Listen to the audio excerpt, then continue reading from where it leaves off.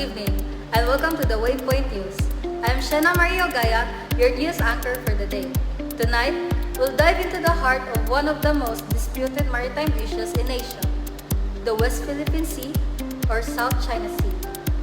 At the center of the news is China's 9-dash line, a sweeping claim that covers nearly the entire sea and cuts into the territories of neighboring countries like the Philippines, Vietnam, and Malaysia. In today's report, we will break down the two main sources of information.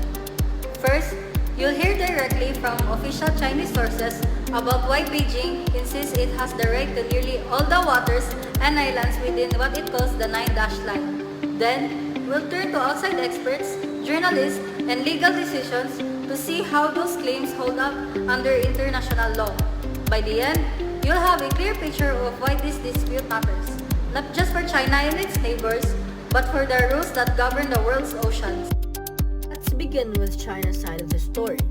According to primary sources from official government documents, speeches, and maps, China firmly believes it has long-standing rights to the South China Sea. In 2009, China submitted a map to the United Nations showing the now famous 9-dash line, which wraps around nearly the entire sea. Chinese officials like Vice Foreign Minister Chen Xiaodong in his 2025 speech claimed that through history, China discovered and peacefully controlled key islands and reefs in the region, including the Paracel Islands, Spratlys, Scarborough Shoal, and others.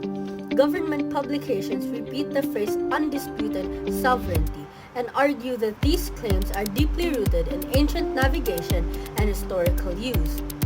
China's official papers also reject outside interference. They declare that arbitration rulings, like the one from the Permanent Court of Arbitration in 2016, have no force and should not be followed.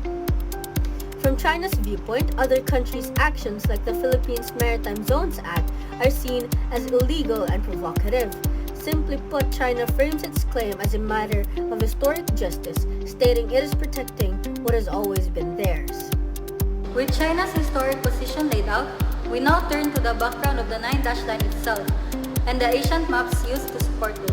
Our next reporter explains how these maps fit into the bigger picture. 9-dash line originated in the 1940s when Chinese cartographers marked the South China Sea with a series of dashes.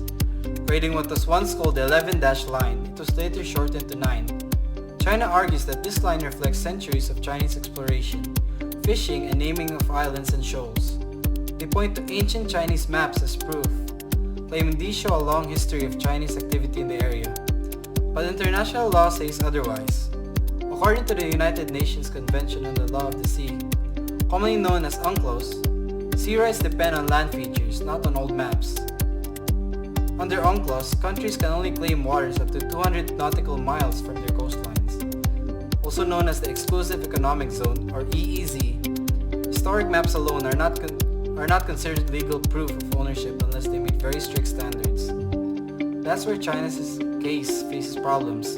Its maps are vague, they don't include exact coordinates, and do not clearly establish ownership in legal terms. While China may believe in its historic rights, modern law relies on precise definitions and not just past usage. Thanks for that clear breakdown. But how do international experts and global institutions respond to China's narrative? Our third reporter now shares insights from secondary sources like news media, legal rulings, and expert studies. Secondary sources tell a very different story. Journalists, scholars in the international courts point out that China's 9-dash line goes against UNCLOS, or the United Nations Convention on the Law of the Sea, the international treaty that defines the rights of countries in maritime zones. In 2016, the Permanent Court of Arbitration in The Hague ruled that China's historic rights beyond 12 nautical miles had no legal basis under international law.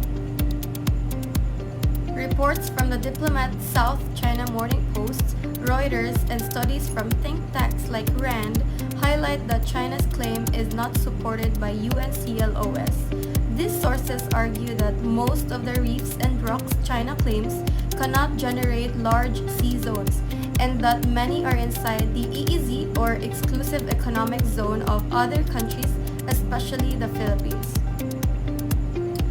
addition, these sources criticized China for refusing to take part in the 2016 arbitration case, saying that its boycott does not cancel the ruling.